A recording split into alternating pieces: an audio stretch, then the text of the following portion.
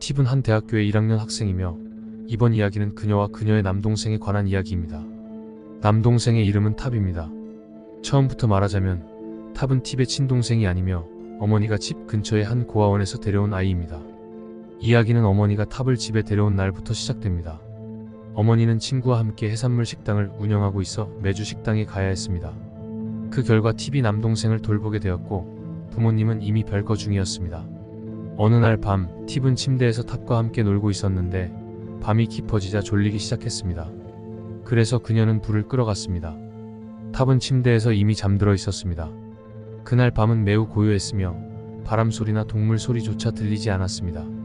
그래서 팁은 아무 일도 일어나지 않을 거라고 생각하며 거의 자정에 잠자리에 들었습니다. 그러나 갑자기 그녀는 목이 말라 물을 마시러 내려가기로 했습니다. 팁이 침대에 누워있는 탑의 곁을 지나가자마자 탑이 갑자기 이유 없이 울기 시작했습니다. 팁은 탑이 배고픈 것 같아 내려가서 우유를 타오려고 했습니다. 그런데 탑이 울음을 멈췄고 팁이 돌아보니 탑이 잠들어 있는 요람이 살짝 흔들리고 있었습니다. 팁은 대수롭지 않게 생각하고 물을 마시러 아래층으로 내려갔습니다.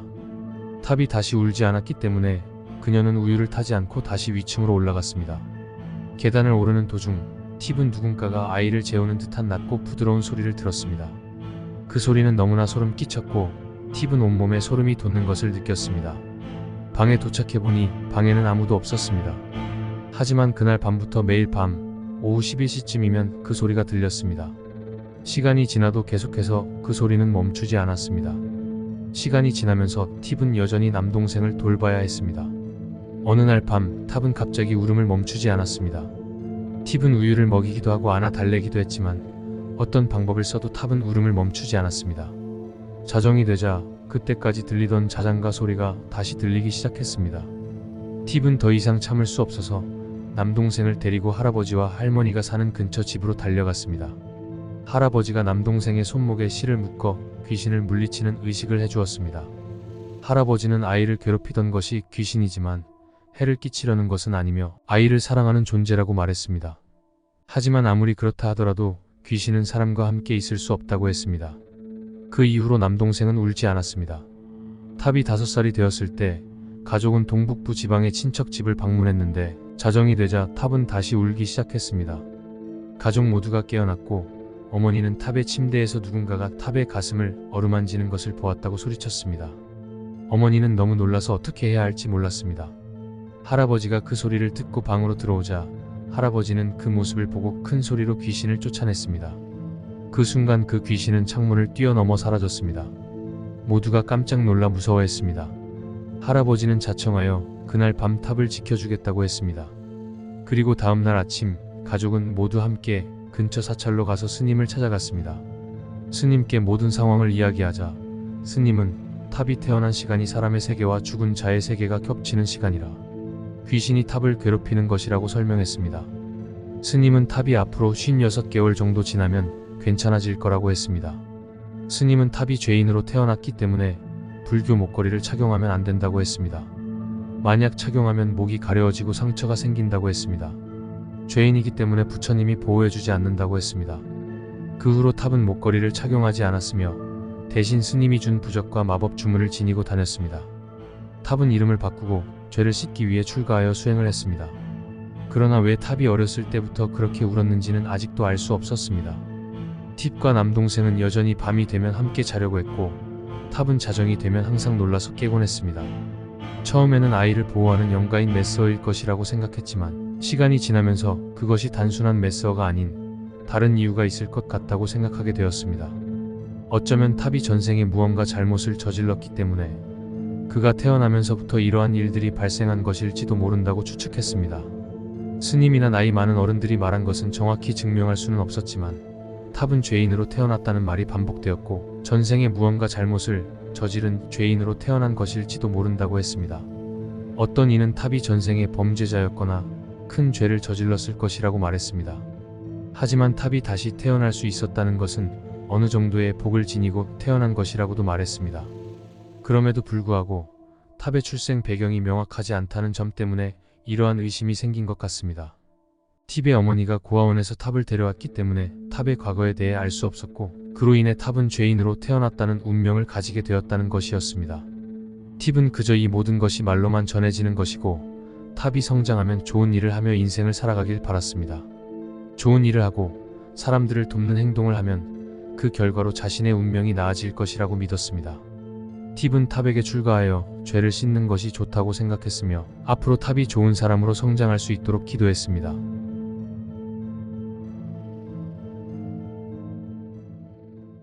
사건은 린이 시험을 마치고 친구들과 함께 여행을 가기로 했을 때 벌어집니다. 목적지는 가까운 촌부리 지역입니다. 총 4명이 함께 갔죠. 린, 비, 깐, 그리고 넛이요. 넛은 촌부리에서 공부 중이라 친구들을 데리러 가기로 했고 어디에 머물지는 저녁에 결정하기로 했습니다. 호텔을 미리 예약하지 않고 도착해서 정하기로 한 거죠. 하지만 넛은 임신 중이고 하이 시즌이니 미리 호텔을 정하는 게 좋겠다고 했습니다. 우리는 모두 동의하고 호텔을 찾기 시작했습니다. 한참 동안 호텔을 찾았지만 마음에 드는 곳이 없었습니다. 그러다 한 호텔을 추천받았는데 새로 리노베이션이 되어 꽤 괜찮아 보였죠. 넛이 임신 중이었기 때문에 그곳으로 정했습니다. 호텔에 도착했을 때 린은 모든 것이 새로워 보인다고 느꼈습니다. 그래서 2개의 방을 예약했죠. 린은 비와 함께, 까는 넛과 함께 남녀로 나누어 각 방에서 지내기로 했습니다. 린은 방에 들어섰을 때 이상한 느낌을 받았고 문을 열자마자 이상한 냄새가 났습니다. 새로 리노베이션한 방인데도 왜 그런 냄새가 나는지 알 수 없었습니다. 린은 방을 둘러보다가 창문을 열었는데 이상한 것을 발견했습니다. 창문 바로 앞에 기둥이 하나 있었고 그 위에는 화환이 걸려 있었습니다. 왜 그런 것이 있는지 알 수 없었죠. 린은 친구들을 불러 이걸 보여주며 이상하다고 했고 모두들 웃으며 대수롭지 않게 넘겼습니다. 첫날 밤에는 아무 일도 일어나지 않았습니다. 그런데 사건은 2번째 밤에 일어났습니다. 그날 낮에 모두가 놀러 다닌 후 린과 비는 방으로 돌아와 낮잠을 자려고 했습니다. 그때 린은 이상한 꿈을 꾸기 시작했습니다. 꿈속에서 린은 머리가 어깨까지 오는 여자와 마주쳤고 그 여자의 눈은 크고 슬퍼 보였습니다.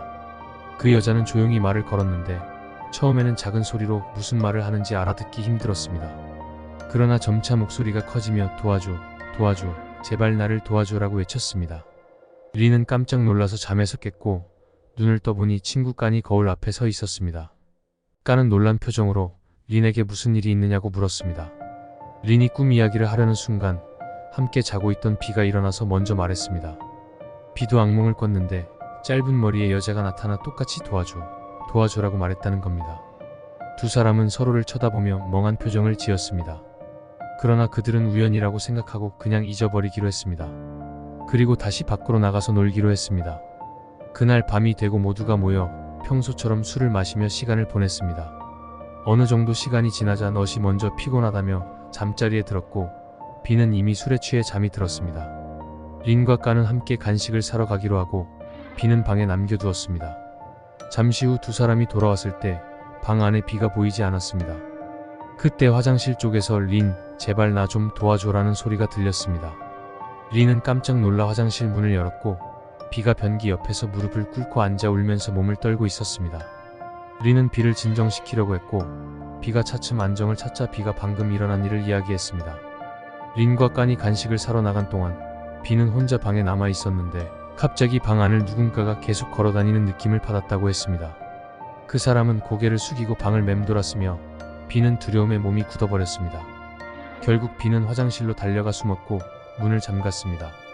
잠시 후 누군가가 화장실 문을 두드리면서 거기서 나올 생각하지 말고 그냥 거기 있어 라고 말했습니다.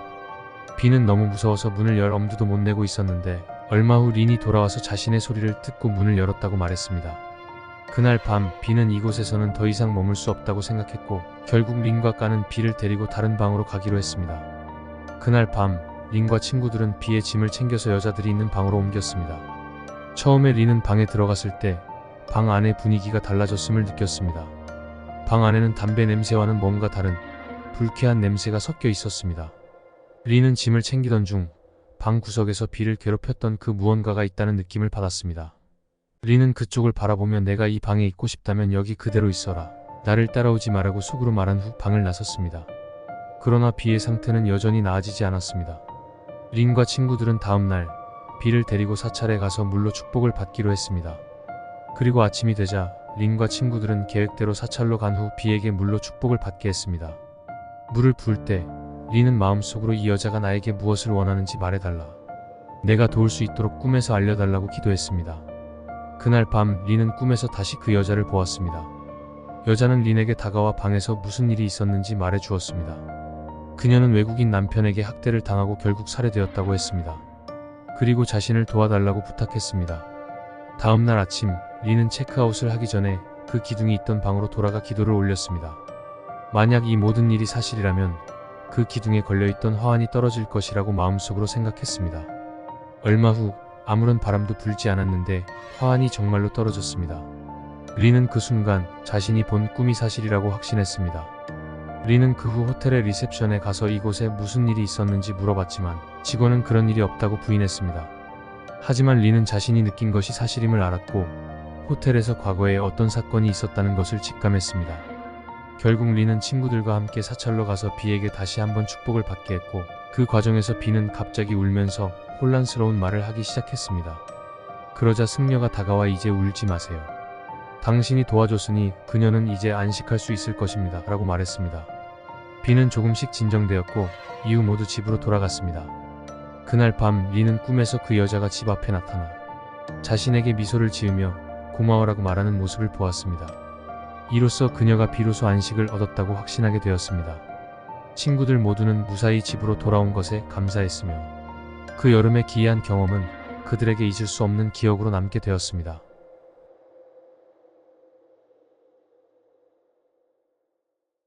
이 이야기는 푸이 씨가 들려준 남자친구에 관한 이야기입니다. 푸이 씨는 남자친구가 마케도니아 출신이라고 했는데 저는 이 나라에 대해 들어본 적이 없습니다. 남자친구는 스웨덴과 마케도니아 혼혈이라고 합니다. 젊었을 때 그는 이 두 나라를 자주 왕래했는데 어느 겨울에 마케도니아의 비톨라라는 도시에 있는 삼촌을 찾아갔던 적이 있었죠. 그때 그곳은 유럽에 속해 있었지만 아직 충분히 발전하지 않은 상태였습니다. 그 당시 남자친구와 그의 친구는 함께 길을 걷다가 오래된 집을 발견했습니다. 그는 친구에게 이 안에 뭐가 있는지 한번 보자고 말했고 집 안으로 들어갔습니다. 첫 발을 내딛자마자 집 한가운데에 상자가 놓여 있는 것을 보았고 아직 어린 시절이었던 그는 장난삼아 그 상자를 발로 찼습니다. 상자가 넘어지면서 실이 튀어나왔고 그때 위층에서 누군가 뛰어다니는 소리를 들었습니다. 그들은 누군가 있다고 생각해 죄송합니다. 사람이 있는 줄 몰랐어요 라고 말했는데 위층에서 당장 내 집에서 나가 라는 소리가 들렸습니다. 남자친구와 그의 친구는 무서워서 급히 그 집을 뛰쳐나왔고 2주 후에 남자친구는 스웨덴으로 돌아가야 했습니다.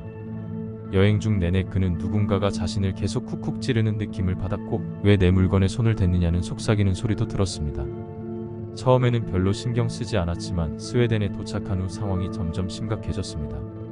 그는 밤새도록 누군가가 문을 두드리는 소리와 자신의 이름을 부르는 소리를 들었고 짜증이 나서 대체 왜 이렇게 자꾸 부르는 거야? 사람 좀 자자 라고 소리쳤습니다.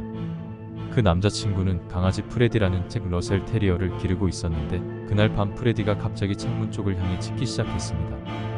프레디는 마치 뭔가를 본 듯 창문을 향해 으르렁거리고 있었죠. 남자친구는 프레디를 진정시키고 창문을 닫은 후 다시 잠을 청했습니다. 3일이 지난 후 그는 친구와 함께 자전거를 타고 숲속으로 들어갔습니다. 프레디도 함께 데려갔죠. 하지만 숲 깊은 곳에 들어가자 프레디가 갑자기 겁에 질린 듯 몸을 떨기 시작했고 그는 프레디가 추운 것이라고 생각해 담요로 감싸주었습니다. 그때 그의 친구 중 한 명이 자전거를 타고 가다가 돌을 밟아 타이어가 펑크 났습니다. 그래서 그들은 집으로 돌아가기로 했습니다. 날이 어두워졌고 저녁 식사를 하러 가야 했기 때문이죠. 남자친구는 친구를 자전거 뒤에 태우고 집으로 돌아왔습니다. 평소에는 그 친구가 몸집이 작아서 자전거가 가벼워야 했지만 이상하게도 이번에는 자전거가 너무 무겁게 느껴졌습니다. 그는 별다른 의심 없이 계속 자전거를 탔고 15분 정도 지나 집에 도착했습니다. 그날 밤 다시 프레디가 창문을 향해 짖었고 이번에는 커튼을 물어뜯기까지 했습니다. 그날 밤 남자친구는 프레디가 계속 짖는 것이 귀찮아서 프레디를 1층으로 내려보내고 잠을 청했습니다. 하지만 다음날 아침 프레디가 사라졌습니다. 그는 프레디를 찾기 위해 이리저리 찾아다니다가 결국 집 뒷마당에서 프레디의 시신을 발견했습니다.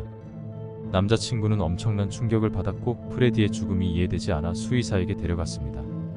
수의사에 따르면 프레디는 여러 차례 발로 차인 흔적이 있으며 머리 부분에 심각한 타격을 받아 내부 출혈과 뇌 손상이 발생했다고 했습니다.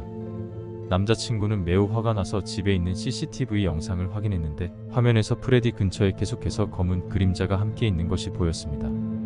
가장 충격적인 장면은 프레디가 갑자기 공중으로 튕겨나가듯 움직이는 모습이었습니다. 아무도 없었는데 프레디가 마치 누군가에게 발로 차인 것처럼 날아갔습니다. 프레디는 그 후 몇 분 동안 경련을 일으키다가 결국 조용히 숨을 거두었습니다. 남자친구의 어머니는 그에게 와서 위로하며 마케도니아어로 쓰인 종이를 건넸습니다. 그 종이는 집 앞 의자에 놓여 있었다고 했습니다. 종이에는 마케도니아어로 네가 내 물건을 훔쳐갔고 망가뜨렸다. 내가 너를 해치지 못하니 네가 사랑하는 강아지가 대가를 치러야 한다라고 적혀 있었습니다. 남자친구는 그 말을 듣고 깜짝 놀랐습니다. 어머니는 그에게 네가 무슨 짓을 했길래 이런 일이 생긴 거니? 라고 물었고 남자친구는 결국 고백했습니다. 그는 그 오래된 집에서 목걸이를 하나 가져왔는데 그것은 잠금 장치가 있는 로켓 목걸이로 안에 사진이 들어있었고 그가 실수로 목걸이를 망가뜨려 버린 후 물속에 버렸다고 했습니다. 이야기를 들은 어머니는 이미 지나간 일이니까 앞으로는 절대 그런 일을 하지 말라고 말했습니다. 남자친구는 그 후 친구들에게 이 일을 비밀로 하기로 결심했고 다시는 그런 행동을 하지 않겠다고 다짐했습니다. 그는 그 일이 얼마나 위험했는지 자신이 거의 살아남지 못할 뻔했다는 것을 깨달았습니다. 어머니는 넌 사람에게 해를 입히지 못했으니 강아지가 대신 벌을 받았구나라고 말했습니다. 그 후 그들은 다시는 그 집 근처에 가지 않기로 했습니다. 그리고 그는 친구들에게도 다시는 그곳에 가거나 다른 사람의 물건을 건드리지 말자고 경고했습니다. 그는 이제 자신이 겪었던 경험이 얼마나 무서운 것인지 깨달았습니다. 로켓 목걸이는 소중한 사람의 사진을 넣어두는 것으로 영화에서 본 것처럼 가족이나 이미 사망한 사람의 사진이 들어있는 것이 대부분입니다. 남자친구는 이 사건을 통해 자신이 얼마나 큰 실수를 저질렀는지 깨닫고 후회하게 되었습니다. 결국 그들은 다시는 그런 일을 반복하지 않겠다고 다짐하게 되었습니다.